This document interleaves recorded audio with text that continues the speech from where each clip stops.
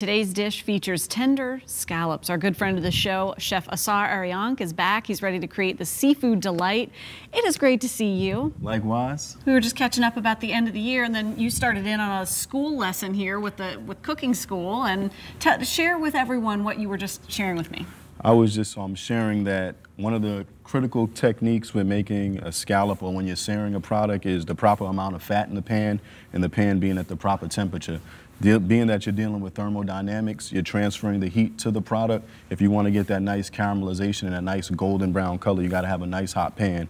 If you put too much oil in it, you end up boiling the product instead of actually searing it. So those are very important to get the outcome. You just got mega fancy and threw in thermodynamics. We didn't say that word, but it basically have scorching hot in order to get that definitely, caramelization. You want to get it nice and hot because once you put the product in there, it transfers all the heat into the item that you put into the pan, and that's how you get the caramelization. Another thing you don't want to do is put too much items in the pan because then it drops the temperature too rapidly and then you're steaming it again. So again, we have a nice hot pan. I'm going to go ahead and put the scallops in there. That's the sound you're looking for, that nice sizzle. And we got three scallops in there. So the other day when I put some, There we go. All right. Then you have to get the Windex out later. The other day when I put some beef in the pan, and I was rushing it. I admit it, I was rushing it. The pan wasn't quite hot, and it never quite got brown. It just turned grayish. It just kind of, you got to have that proper temperature on there to get that nice caramelization. So it's vital for the dish to look proper and for it to have that nice look you want. So, those scallops are beautiful. Do you like to dry them off a little bit before you put them in you usually pat them dry a little bit, and that way you don't get that little sizzle effect that we had right there, because that's just the moisture of the water coming out of the scallop, and it starts to bubble. Gotcha. So they don't take that long, I know, but Not the at all. rest of this magic must take a little so while. we got this pan that's nice and hot right here. So while this is searing off, and don't be afraid if you're doing this at home that you could, actually peek at it. You see it's not where we want it to be, and you can, don't be afraid to say, oh, I can't touch it. Give us a peek again. I'll give you a little peek. There you go. It's not quite there, but you'll see when it gets there. Not quite where we want it to be. Okay, so over here we have another pan.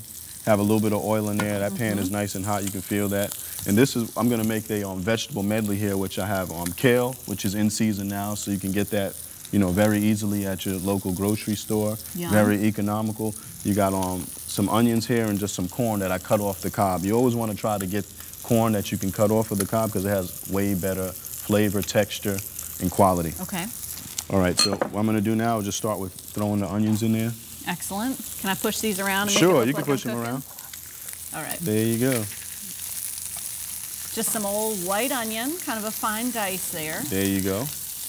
Let those sizzle. You got it. You got this. All right. There we go. All right. Starting to smell oniony.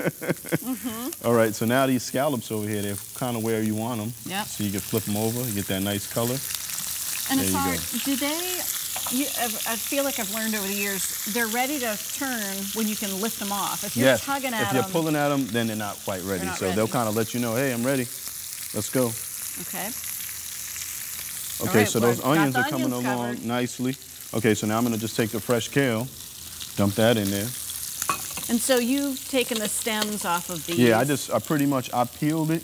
I didn't cut it with a knife. I peeled it off and ripped it. Again, that's another thing that will give you better quality. If you rip the kale off rather than cut it, it gives it a better quality and the edges look a little bit more natural. So it plates up a little bit better when you do it that way. Okay. So as that's cooking, and again, as I always say when I'm on the show, when you cook your vegetables, you don't have to cook them to the point where they're just overcooked and they're just pretty much drab and dead. I'm gonna add a little bit of salt and pepper to that. Okay, I'm dropping onions everywhere. Okay, we're gonna add some corn. Like I've got onions to spare over here. So you took that off the cob? Yep, I cut it off the cob. What if I cheated and used defrosted corn? You could use that, but it just wouldn't taste as good. Okay. Okay, scallops are looking beautiful in there a little bit longer. A little trick you can do too is when you got that, you can just jump it up like that. Mamma mia. Talk about onions. Talk about spilling onions. If I tried that, it'd be all over. And there you go, some cherry tomatoes chopped up. And I just need to let that do its thing and quit Let it do its at thing, right? and it's fine. Okay. Okay, so now these scallops are right where we want to be. What you can do if you're at home, you can take these out of the pan if you wanted to, but what I like to do is I like to leave it just like this, and I'll add my other ingredients. So what I'm going to do now is just add a little bit of garlic right to the pan. Okay. Got some garlic going, and I'll steal that from you. Okay, got it. Okay, so we got the garlic. That garlic's gonna caramelize pretty much instantaneously. And you gotta watch it, because you don't want because you don't want it to scorch. burn. Exactly. So from this point now is when the happy part comes in. You got a little bit of white wine. I've been happy so far. Deglaze that. Ooh. I got some orange juice, lime juice, and lemon juice. Ooh la la, it smells Add so that good in in here. Yum. And you're just gonna let that reduce, and see that flavor goes onto your scallop, and then I take the scallop out. Oh. You see, so that I got an opportunity to just get a little bit of that flavor from those things I added into the scallop, and then I'll put it back in towards the end. So now you just want that on high heat. I'm gonna take a little bit of the zest. A lot of the flavor, when you want that citrus flavor, it's in the zest of the fruit. So I got some zest of some orange. Show us the... That's the zest of orange, lime, and lemon. A zesty ingredient. There you go, so I'll add that in there. That's gonna give you that nice citrus flavor. And I got some fresh thyme here. Thyme on your hands. There you go, I don't wanna forget this one. Oh, look at you, showing off and flipping it. That's almost where we want it to be.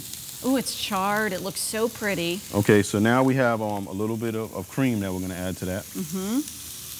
And is that really just, you know how to eyeball this. Yeah, that's just a small amount. What that's gonna do is help to hold everything together, because at the very end we'll add some butter, because we're making what's called a citrus Beurre Blanc sauce, so it's like a citrus butter sauce. So we're letting all of these flavors come together, and as they simmer, they intensify the flavor, and then at the very end you just whisk some butter in. That's really nice too. I noticed you've used kind of the non-stick over here. Yep, this is the non-stick pan, and I use this because of course we don't have as much time, and I wanted to have wider surface area. The wider the surface area is, the more product you can cook in a quick amount of time. So that's why I did it that way. That's right where we need it to be, so I could shut that off. That's why restaurants have those giant pans. Those huge pans, because they need to cook very quickly in a short amount of time. Okay, so this is kind of where we want it to be now. So now I have the butter cubes. I'm just gonna go a ahead little and add butter? those. Yeah, just a little butter in there. Is all of it going in? No, I'm just trying to get a couple more, but they're trying to be stubborn right now. No, So I'm gonna take that. early. So now I'm gonna, I can take this off. Okay. And I'm gonna just whisk this butter. And you just whisk that. Because at this And point, the residual heat is going to melt the butter away. And a lot of times when you make a big batch of this, you know, for a large party, you can transfer it into a stainless steel bowl and then add all your butter, because the butter thickens it actually. You don't want it to get really hot. So when you add the butter in there, it thickens it, and then you let that sit, let it sit, and it's just fine, just like that. And that looks, so will it thicken even more? It will thicken back up as it cools down a little bit more. It will thicken back up. Or if you let it sit on the heat and reduce, it'll thicken as well. So we have like a minute left, Ausar, and I see where we made our sauce. Yep. I see where we made our vegetable I have medley. some of that sauce already. Okay. Let's get some of that. Are you afraid can I Okay, yeah. Just squeeze it all out. Ready? Just squeeze out. Hold on, I'm gonna get it to the down top. in there first. Okay, and then just squeeze out, a few little spots. Okay, and ready? you're good to go. There you go. There you go. Oh, it's like a trick bottle. What is going on here? Yeah, it's probably herbs stuck in the top. Don't worry about it. We'll use the one that's coming off of here. Don't worry about that. And reason number 2 why I'll never make it into your kitchen. All right, so we're Look gonna. at how pretty yours looks, and mine is like a dribble drab over Normally, this will get a little bit. We'll use the spoon. It'll get a little thicker because of it has an opportunity to cool down a little bit more. So we'll just put a little bit on there, and once it hits the cold plate, it'll cool it down a little bit more. But it'll thicken up as it sits. But because we're plating up, we'll just put a little bit on. Wait, what you're putting on there is that sauce that I was squeezing? Yes, but you can see as it cools down, it tightens up some more. So that's fine. We'll put a little bit like that. That's good. Okay, now we have our veg medley. Yum. Boom. Yum. Pretty. And we got to wrap it up. So you're going to put your... We got some potatoes right here. Magic of television, they're already prepared. So that's just like sweet potato. These are actually blue potatoes. They're native to South America. And they have what's called anthocyanins in them, which are good to kill free radicals in the body, so they're healthy for you. I love it. Okay, so then we can put the scallops on there. Okay, ready? And quality control. I know they're going to be hot, but I'm doing it anyway. You can find this recipe later today. Thank you, Ausar. On our website, wtbr.com/VTM. It's beautiful. I'm going to trail it through that delicious sauce. My mouth is watering, and we're going to send it over to you.